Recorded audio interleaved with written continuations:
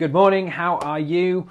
So here's what I thought we would do. I thought there's been so much kind of anxiety and stress around over the past few months, and we all know that. So I thought what I'd do on every Monday from now, at least until the end of kind of lockdown has officially ended for the vast majority of places, I thought we'd have a Monday morning, Good Morning Beauty kind of roundup of the good news that's been coming out of the industry for the past week. So I thought I'd do this today. It was kind of an idea we had just over the weekend. So I thought I'd record this live so it's quick. So if things go a little bit wrong, I do apologise about that. So let's get straight into it. Where in the world is not on lockdown now? And I've just realised I need to do this. So if I get rid of that and I bring that back up. So where in the world is open? Well, I've been trying to keep in touch with various coaching clients around the world and doing a little bit of research as well. And it looks to me like the countries that are open for certainly the vast majority of beauty treatments, hair salons, clinics, those kind of things seem to be, and this is in no particular order, Italy, Netherlands, Austria, Belgium, Switzerland, Spain to a certain degree, France to a certain degree, Germany and Lithuania. Australia and New Zealand, obviously they're pretty much completely open now with social distancing in place. That's with all of these, I should say. In the States, it seems to be most states in the UK are in the US are open to most degree, with the exception of things like lashes and brows. Again, not in all states, but in some states. But most states in the US are open, with the exception of California, New York, Oregon and Pennsylvania. Now, this is literally the information I looked over the weekend. This could be changing. But the good news part of this is that a lot of places are reopening. So because of this, I've been able to get in contact with a few people, looked at some other resources online, and I've kind of brought together some of the stats that we're seeing, some of the trends that we're seeing to hopefully help you, depending on where you are in your business. Maybe you're just opening today, maybe you're looking at opening in a couple of weeks' time, certainly here in the UK. We're still operating on the premise that we should be able to reopen, hopefully from around the 4th of July. That date is not confirmed, I should say, but it's looking around about then. Early July seems to be on the cards, fingers crossed. So I thought I'd bring you some of the sort of trends, the positive trends that are coming out of the places that are already reopened. So if I just now switch over to this one, I can get rid of that. That needs to be on. Hold on, this is all going interestingly. Right, that one is the one I want. So client booking updates. Okay, so first of all, what are the places that have opened kind of learned? So moving online. Online is such an important thing. You need to make sure that your information is online, so exactly what changes you've made in the salon, what new things are required of clients when they come in. Booking online is an essential as well, so that people can book when it's convenient for them, in case they can't get through on the phone or they're busy or all these different things. Make sure you've got as much online resource as you can for your business. It's important to let clients know how they can do this, how they can book online. So if this is something new that you've brought in over the last few weeks that you didn't have before, it's crucial that not only you tell people that you can do it, but also how. Now, the easiest ways to do this are obviously to email them and let them know, or communicate them with people in whatever way you do. So whether it's by Messenger, WhatsApp, text message, make it as easy as possible for them. Give them the link to your new online booking process and any kind of information about that, how that works. Also, put it on, that's my phone going, should have turned that off. Also, put it on your voicemail. So if someone rings your salon or however they'd normally make a booking and you're busy, just put on there that you've got online bookings and give them the address that they can go and book online as well. So make sure you're keeping clients informed. Planning ahead. One thing that's really come out, and I'll talk more about this in a second, is that when you are able to reopen, you will have clients clambering to make bookings again. We've had some really interesting stories coming from some places, but it's really important to make time for yourself. So plan in advance when you're going to be working. Now, you might be making changes to that, and again, I'll talk about this in a second, but plan when is going to be your time and stick to it, because it's going to be very easy for you to work 24 hours a day if you could do that and your clients would happily come in and fill up that time. But Make sure you've decided what time is going to be for you and do not break that rule so that you're taking care of yourself. So keep your calendar up to date, maximize the future booking capabilities. So try and plan as much as you can out. Make sure you know when you're working, when you're not working, and put those availabilities on your booking system and on your online bookings as well. Another thing that's come out is there doesn't seem to be any sort of thing as peak hours anymore. Now, whether that's just due to the initial demand and clients are just happy to come in whenever, it's not 100% clear yet, but there's definitely no kind of busy times and quiet times. It's just like people will come for a booking whenever they can. They'll put things off, they'll put whatever they can, they'll leave work early to get an appointment. So we don't seem to be seeing at the moment any sort of trends in those kind of more traditional quiet and busy times. It's literally whenever people can get an appointment, that's when they will get an appointment. That may change, obviously, as things start to normalize again and people are kind of able to come regularly. But at the moment, you know, those kind of things, salons and clinics that have seen, it's, you know, traditionally very quiet Wednesday mornings and Monday afternoons, not seeing that. People are just coming in. So that is a positive for when you're looking at reopening. Another thing is there has been absolutely no need to discount. Places that were worried that they were going to lose clients to other places that were cheaper doesn't seem to have happened. It's as if people are just happy to get back to that sense of normality. So there really is no need to discount to bring your clients back again. So just make sure that the advice seems to be keeping clients, keeping prices consistent how they were before and not raising them, not lowering them seems to be the best way to go. But it doesn't seem to be that you need to do any discounts or offers to bring clients in. Booking demand seems to be like Christmas week. Everyone's saying it's absolutely off the chart. Problem is you're not always able to accommodate this. Now you can make subtle changes to your working practices. Maybe you can open earlier, close later, open extra days of the week that maybe you didn't before to try and mitigate this. But the fact is you're going to be getting clients wanting to just book in as soon as you announce that you're available. And it really can be a challenge, especially when you know your clients and you want to get back to seeing them and you want to take care of them. It really can be this challenge to make sure that you are sticking to your hours. So it is important to make sure that you've defined your working hours, you've thought about it and you've planned it in advance, but you stick to them as well. Another thing is older clients are more reluctant to come in. So salons are seeing less of them, which is, I guess, understandable. But as I have said before, it's really important to make sure you're keeping them included. So even though they can't come and see you, make sure, even though you're coming back to work and you're busy, don't let go of that nice kind of social media and email contact that you've been keeping up over the period of lockdown.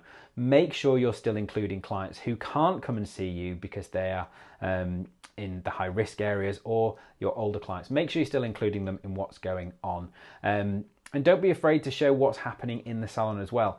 They've made that choice not to come in, which is absolutely right, but they still want to see the world getting back to normal. So start to share pictures again of what's going on in the salon.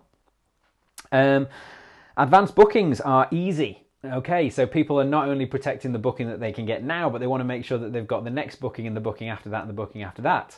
So if you've ever struggled with asking clients to book their treatments in advance, that's no longer an issue. So get people to book in advance, and I advise get them to pay for it as well.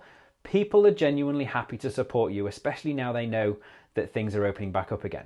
So get people to book in advance and get them to pay in advance as well, because that's only going to help you with your cash flow, with the money in your bank, with recouping any things that you've had to pay for, maybe you're out of pocket for over the last few months. And also a few places have actually set up direct debits with clients so that they can just know how much they're going to pay, spread it over the next, say, 12 months. Now, this is something that we were talking about, or been talking about for a couple of years, membership in hair salons, spas, beauty salons and things like that. So if you've ever thought of, or you were at somewhere close to setting up a membership scheme in your business, that might be something that you want to look at as well, because that's just helping clients to budget, meaning that they can spread the cost of whatever it is that they're doing and feel comfortable coming in again. So that's another thing that seems to be coming out. So post-lockdown treatment trends. Let me get rid of this one and bring this one in. I don't know why that one keeps showing back up again. There we go. Post-lockdown treatment trends. Here we go. I'll get better at this. So first of all, the most popular treatments coming back are mani and pedi. Pedicure first and manicure second, the most booked treatments that seem to be going on in the general beauty area. Nail extensions are seeing a huge increase. I guess that's probably because people have been biting their nails with the anxiety and stress over the periods of time. Other treatments, eyebrows are seeing a 24% approximate increase after lockdown that were being seen before. Obviously, a lot of this is being masked by the flood of people coming back to it rather than that kind of normal rate.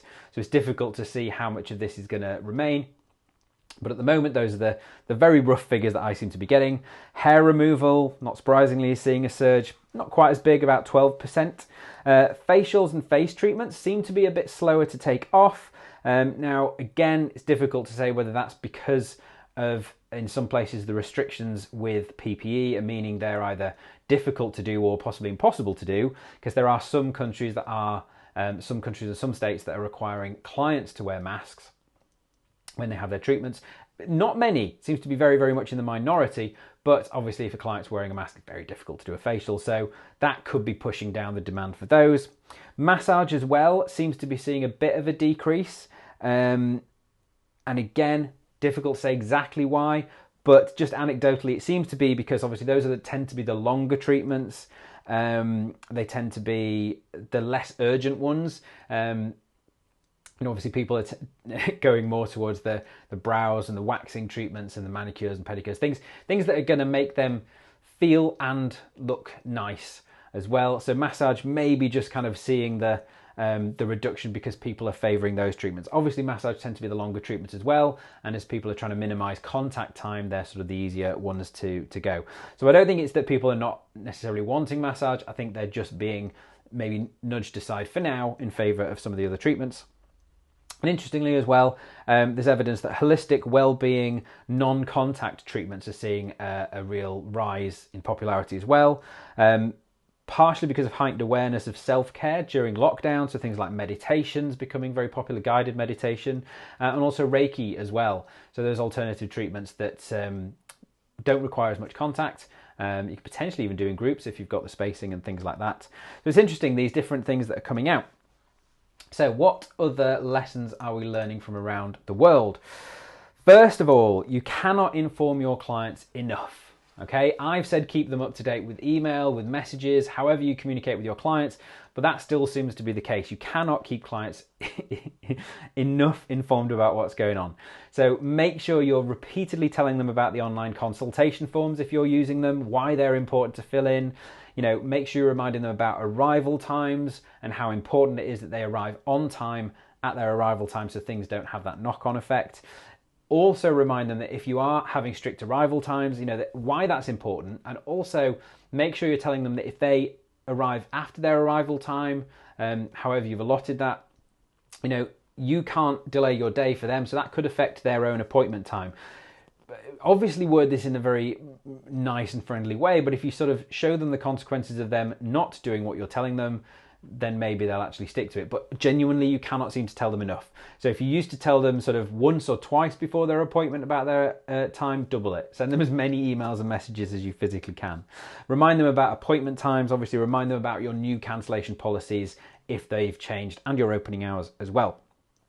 Everyone is reporting a genuine challenge with clients coming up with all kinds of stories as to why they should get the booking in. It seems to be a real problem that obviously you get this flood of clients wanting to come back.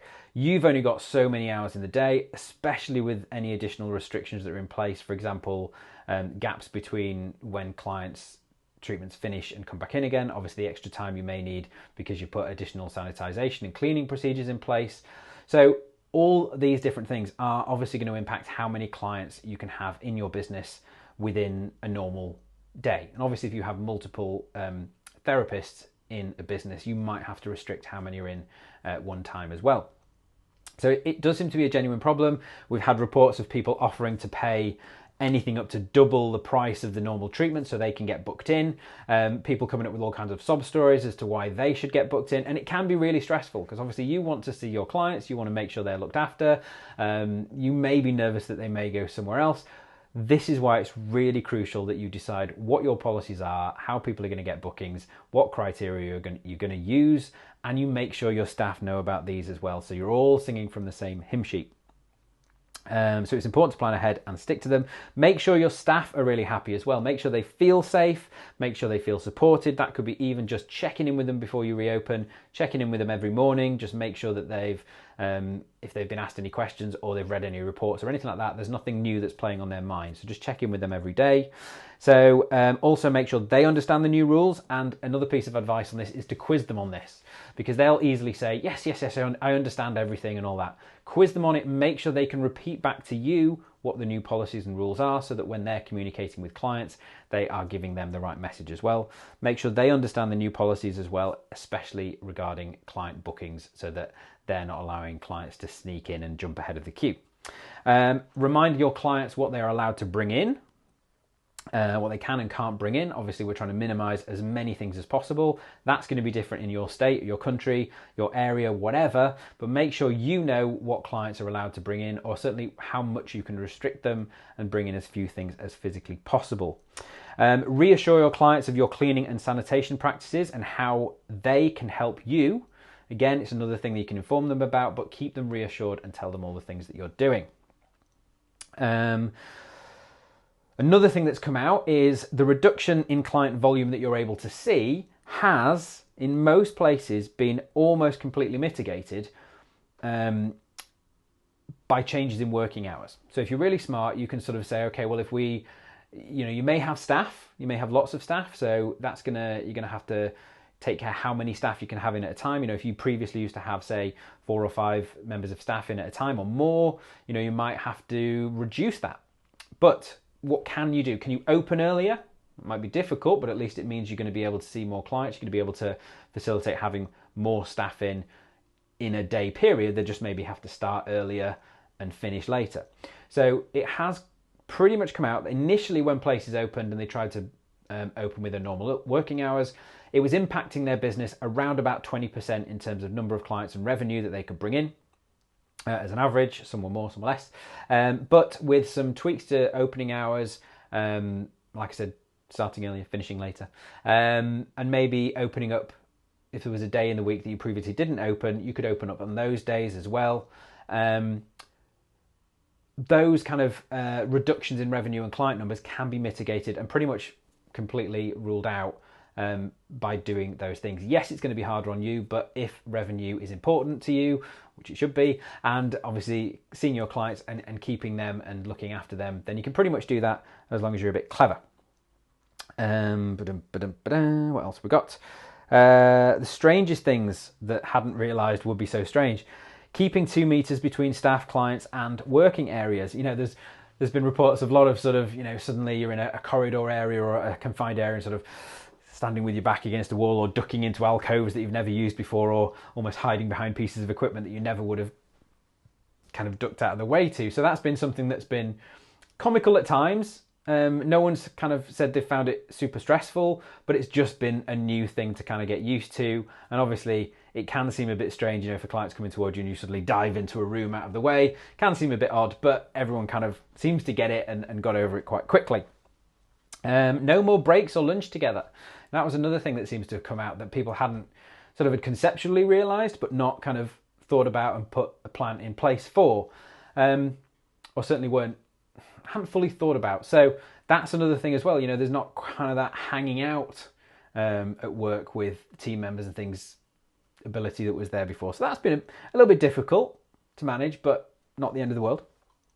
And another thing that came out, again, we've already mentioned this, but initially there was this kind of waiting to open, nervously wondering what was going to happen, were clients going to come back and all those kind of things, and then suddenly kind of having this tsunami of clients coming at you. Loads of people saying it's like Christmas season, clients literally offering to pay extra. I spoke to a couple of people who said they were having clients offer to pay them double to kind of jump ahead of the queue and get booked in. A lot of people saying planning really helps, but also to understand that as soon as clients are in the salon, those plans quickly start to unravel. Now, you've got to stick to the plans that you've got in place, but equally you've got to be flexible. So things that you may thought were realistic, suddenly there's someone else in the salon. You've explained as much as you can, but you've got to be flexible. You've got to make adjustments. So as much planning as you can do definitely helps, but don't stress yourself out trying to stick to those plans if adjusting them and keeping the social distancing and the rules that you've got to adhere to in place. But if you can tweak them quickly as you reopen, don't be afraid to do so, because I forget the quote, but all plans unravel as soon as they meet reality, or something like that. So that was another thing that people came out. And again, making sure you have time for yourself. It's going to be very easy for you to go back to work and just pretty much live there and see clients all the time, but you've got to make sure you've got time for yourself. You've got to make sure that you're healthy, safe, and kept as well as you can be, because as soon as your health suffers, you're not going to be able to see clients at all, and you're going to be in a very difficult situation. So make sure you're looking after yourself as well. Now, let's come on to talking about, okay, I did have a thing for this, there we go. What about PPE? No, that wasn't supposed to be there. What about PPE? Okay, so this has probably been the biggest difference all around the world, because different states, different countries have required different levels of PPE. Some have just required face masks of no specific grade, really just face coverings. Some have said prolonged exposure within a certain distance requires additional things, so certain grades of masks or potentially face visors. So these rules are different all over the world, and obviously here, the places that are open, they seem to have got clearer guidelines. I think that the one state that's in the US that seems to have absolutely just nailed everything spot on is North Carolina. I've got a couple of clients there, so I've had sort of a lot of information come from them, and they seem to make things really, really clear, so that people knew exactly what was expected of them. It's been a little bit more vague in different parts of the world, and obviously here in the UK, we've still not only have we not yet had a clarification of exactly when we're reopening, but we also haven't had a clarification of exactly what the rules are. Hopefully that's going to come. Hopefully it's going to be clear. Hopefully it's not going to be ambiguous, but I wouldn't necessarily count on that. But yeah, so PPE has been an interesting thing. So the main things have been masks of varying different standards. Face visors have been a very popular thing. A lot of people who were worried about wearing them in the first place have said actually it's not that bad, but it is important to get the right ones that are comfy, ones that you can wear for a long period of time, ones that don't mist up. Make sure you're trialing them before you go and buy a huge load of them, because some of them are longer than others, some of them don't fit your face, some of them you can't wear with glasses on. Some of the ones that people were saying, with kind of sponge things across the front that they thought would be comfortable actually weren't as comfortable as they thought. So all sorts of different things. So they have said, don't just go out and buy the first load that you can buy in bulk. Get a few, trial them, see what you think, all that kind of thing. And then also, even though the ones that say that they are reusable, and at the end of the day, these can all get scratched and damaged and cracked and all these kind of things. So they're only reusable to a certain point. So how have clients reacted to the new safety guidelines? Generally, very, very well. I've not had any reports of any sort of major backlashes, because people understand that you're either following very strict guidelines or you're interpreting the guidelines as best you can for their safety. So I've not had anywhere say things, this has been an issue. So clients seem to happy to have the new policies in place. However, they do want reassurance that you are following the correct procedures. So just remember, in our industry, you've probably been keeping up with all the guidelines very clearly, but your clients won't have. So just because you're saying these are the things that we're doing in the salon, make sure you're also advising them on what the official guidelines are for your state, your area, your town, your country, so that clients can join the dots and they know that the things that you're doing either exactly match the requirements or exceed them. That's just going to help with reassuring them. Clients are happy to follow them because they feel safe, as long as they know what they are. So again, it's really important to remind your clients what requirements are in place for you, but also from them as well. There has been a large proportion of clients wanting to know what the guidelines are, as well as the things that you're doing. So I've just mentioned that. In terms of pricing of PPE, so there's been a few different approaches from this. A lot of places saying, we're not charging any extra for PPE. Some saying we have raised our prices to cover the cost of PPE. Some saying we are just charging kind of a PPE supplement. Some saying that they've kind of pre-packaged the PPE for the client or for the treatment, and they're sort of, so they've got a thing to show people and saying, you know, that is, whatever it is, $4, $5, £3, and kind of charging a client for that, however that kind of works. However, and this is largely anecdotal, this is not based on huge numbers, but I've had some people tell me that the biggest success in terms of kind of satisfaction and happiness of clients versus amount of money that they've actually got contributed towards PPE has come from making it optional for clients. So they've done it in various different ways, but they've essentially informed clients that they've not increased prices, they're not charging them for any additional PPE, both for the member of staff to wear and for the client. However, what they've said is we've made it an optional charge on your bill, or, you know, kind of like a gratuity or tip or something like that. We made it an optional charge on your bill. We'd love it if you could help us out. And what we found is making it voluntary seems to be received much better by clients, and also it's generating larger amounts of money. So it's bringing in additional and larger amounts of money than they would have been charging anyway. It doesn't seem to be affecting the level of tips. Tips seem to be up. That's another thing as well, I forgot to put on here, but tips seem to be up because people are just happy to be back.